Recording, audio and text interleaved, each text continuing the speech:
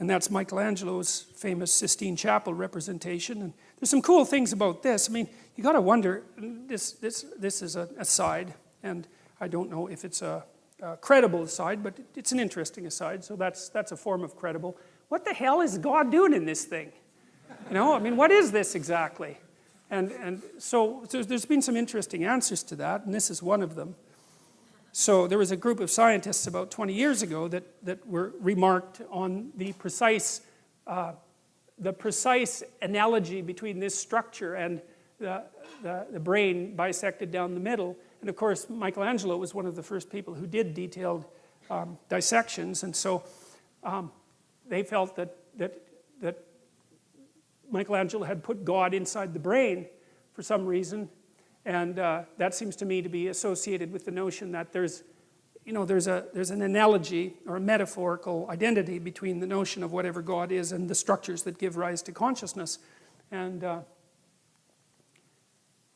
I think we really underestimate the degree to which consciousness is both, say, miraculous and not understood. I mean, you know, you have what appears to be an entirely material substrate, yet here you are, aware and self-aware and able to generate the world merely in some sense by looking at it. It really is remarkable, and that consciousness is dependent on something that wells up from deep within that material substrate that we don't understand at all. It's really a crazily remarkable thing, you know. And you hear a lot about scientific reductionism, but I'll tell you something that's kind of interesting, and it's a tangent too. You know, the guy that discovered DNA, I think it was Watson, and it's Watson and Crick, but I don't remember who wrote this book, but one of them, I don't remember which one, he believed that DNA was so complicated that it had to come from space. He didn't believe it could have possibly evolved on Earth.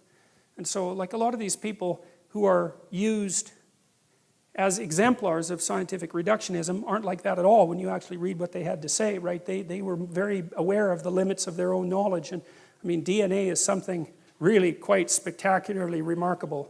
It's an eternal substance. It's been around for a very long time, and the idea that we understand it is a very stupid idea. And I would say that the same thing applies to the brain. Like we're scratching away at the surface of something we don't understand at all. And so it's quite interesting, I think, that, and maybe Michelangelo had enough gall to do that. It's certainly possible. I mean, he had enough gall to do dissections when the cost of that was death. You know, he had to rob corpses essentially to go and do it. So he wasn't, I would say, not particularly politically correct. So that's kind of interesting. And there's another representation of the same thing. And that's a funny one. I had to throw that in. I don't know how many of you know this, but there's this joke in the atheist community. I think it might have been started by Richard Dawkins, but that might be wrong, that it was just as reasonable to believe in the flying spaghetti monster as it was to believe in God. And that's the flying spaghetti monster, by the way. And so that's called touched by his noodly appendage. And